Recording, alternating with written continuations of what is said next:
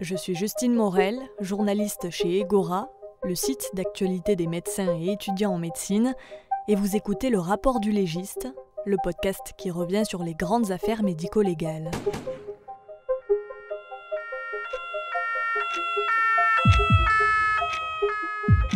Aujourd'hui, nous recevons une nouvelle fois le docteur Guillaume Vissot. Après avoir exercé pendant 9 ans à l'Institut médico-légal à Nantes, il a posé ses valises en région parisienne, où il est désormais chef du département de médecine légale et odontologie de l'Institut de recherche criminelle de la Gendarmerie nationale. Pour Egora, il revient sur une affaire marquante de sa carrière, l'affaire de la jeune évadée.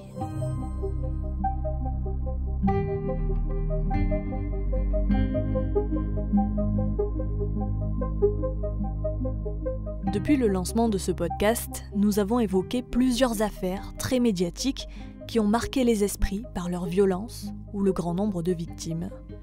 Mais d'autres cas, beaucoup moins connus, peuvent s'avérer déterminants dans la carrière d'un légiste. Pour le docteur Guillaume Vissot, il faut remonter à l'année 2017.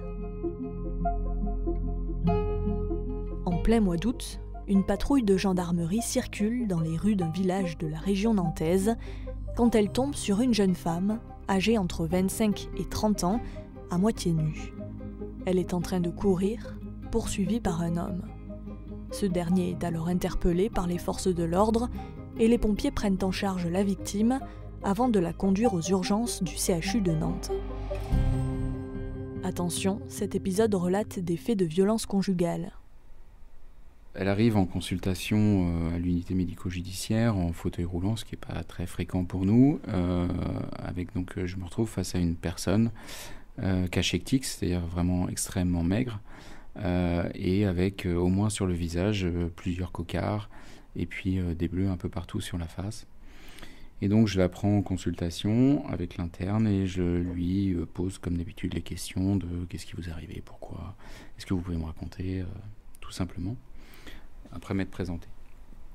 Et là, elle me rapporte des faits de violence avec séquestration depuis plusieurs mois par son mari, viol à répétition, tabassage régulier, interdiction de sortir, interdiction de beaucoup de choses, et puis un épisode aussi où elle a tenté de s'enfuir et il l'aurait rattrapée, et pour la punir, il lui aurait, avec un sécateur, montré qu'il était capable de lui couper un doigt sans l'avoir fait.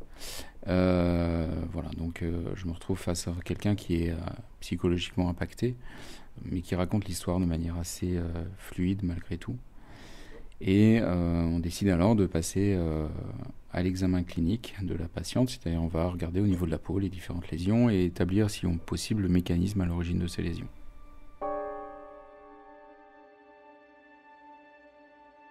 Et donc on va lui demander, on l'aide à s'installer sur le lit d'examen, puisqu'elle a beaucoup de difficultés à se mouvoir, à bouger, et on lui demande alors de retirer la chemise d'hôpital qu'elle a sur elle, et on se retrouve face à un corps couvert, littéralement couvert d'ecchymoses, de bleus et d'hématomes sur à peu près toutes les parties du corps qui sont possibles. C'était littéralement de la tête aux pieds en passant par le dos, les membres supérieurs, les fesses, les jambes, les cuisses, le dos du pied, le dos des mains, le plat des mains, enfin la paume de la main, l'ensemble du visage, les gencives, vraiment à tout niveau, tout le revêtement cutané était touché par une lésion. Et donc avec l'interne, on observe ça, on s'inquiète. Et on appelle le secrétariat pour prévenir que les patients suivants ne pourront pas être vus tout de suite, puisqu'on se doutait d'un examen qui allait être extrêmement long. Et effectivement, on a passé 1h30 à examiner cette patiente, à répertorier les lésions qu'elle avait sur l'ensemble du corps. C'est un temps qui est extrêmement long pour un examen de victime. On n'a quasiment jamais autant de lésions, même dans les cas d'homicide, de personnes qui se font tuer à coups de poing. On n'a pas autant de lésions visibles que sur cette dame qui, elle, n'était pas décédée du tout. Et il a fallu quand même tout répertorier, toutes les lésions les unes après les autres. Et il est important dans les examens de médecins légistes de répertorier toutes les lésions pour pouvoir en fait établir aussi la véracité des propos, que ce soit des propos de la victime mais aussi des propos de l'auteur, pour que l'enquête et la justice puissent évaluer vraiment les choses de manière précise. Et là, effectivement, on a pu donc retrouver des lésions d'âge multiple, c'est-à-dire des lésions très anciennes, semi-récentes, récentes, qui corroboraient effectivement le fait que les violences étaient chroniques, étaient à plusieurs moments. On a pu aussi visualiser des lésions qui nous paraissaient récentes, des rouges vifs, des bleus vraiment rouges, et pourtant la dame nous a déclaré que ça faisait 3 semaines que ces faits étaient présents. Sur le coup, quand on nous déclare ça sur une lésion qui est très récente, on est surpris. Ça ne correspond pas au processus de cicatrisation du corps, c'est-à-dire qu'une lésion récente, en général, en quelques jours, elle disparaît, ou en tout cas, elle devient d'apparence ancienne, et donc elle change de couleur. Là, c'était pas le cas, mais ça restait quand même plausible, puis au vu du nombre de lésions qu'elle présentait, en fait, les capacités physiologiques de cicatrisation du corps étaient largement dépassées, et donc la cicatrisation beaucoup plus lente qu'une cicatrisation normale. Et donc, les lésions qui semblaient récentes pouvaient effectivement avoir plusieurs jours, voire plusieurs semaines, sans que ce soit impossible pour nous. Et ce qui m'a permis aussi de m'assurer, d'être certain que ces capacités physiologiques étaient dépassées, ça a été de constater quand même chez cette dame un essoufflement important. Quand elle parlait, elle avait du mal, elle s'essoufflait très vite, elle avait du mal à bouger, elle était très fatiguée, elle était très pâle, et cela m'a conduit à faire ce qu'on ne fait quasiment jamais en médecine légale, puisque c'est un acte invasif, et c'est plus un acte de soin qu'un acte de constatation, c'est de demander une prise de sang pour en fait vérifier le taux de globules rouges dans le sang. Et comme je l'avais pressenti, effectivement, la prise de sang est revenue avec une anémie importante, c'est-à-dire une baisse du nombre de globules rouges très importante dans le sang, qui traduit en fait simplement une hémorragie importante. Or là, il n'y avait aucune hémorragie extériorisée, donc l'hémorragie était simplement les bleus, le nombre de bleus qu'elle avait, qui correspondait à peu près à avoir perdu environ entre 1,5 et 1 litre de sang, ce qui traduit quand même l'importance des différentes lésions.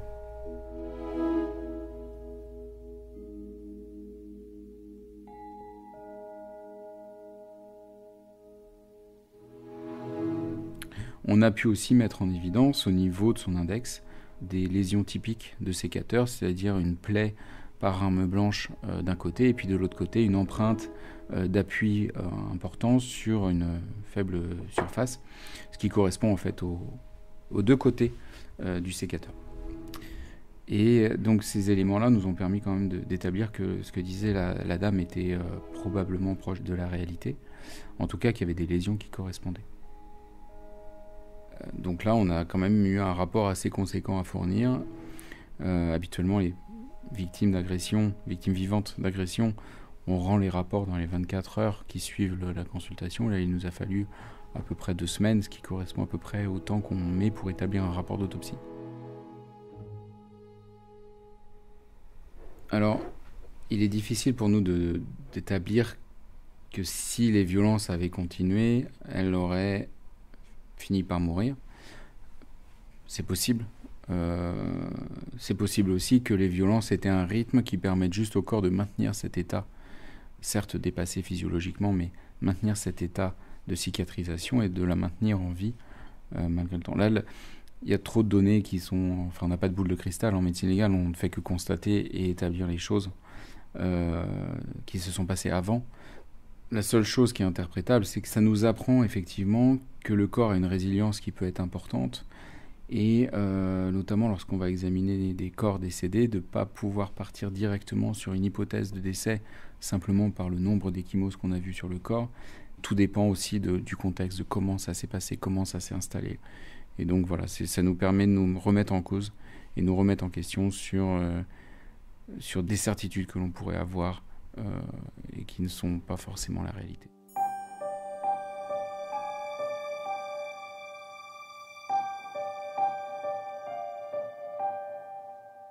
Deux ans et demi après, à une consultation juste avant l'audience, pour pouvoir établir les différentes séquelles qu'elle a pu avoir suite à ces agressions. Et j'ai pu constater à ce moment-là qu'en fait, j'ai retrouvé une patiente qui avait repris du poids, qui était bien mieux physiquement, mais aussi moralement, puisqu'elle avait repris le cours de sa vie à peu près normal.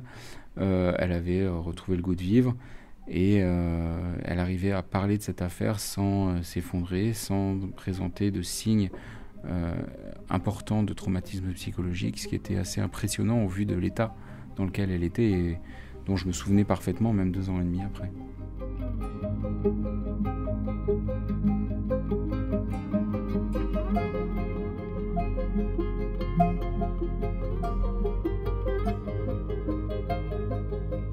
C'était le rapport du légiste, un podcast d'Egora, le site d'actualité des médecins et étudiants en médecine, à retrouver sur egora.fr et vos plateformes d'écoute.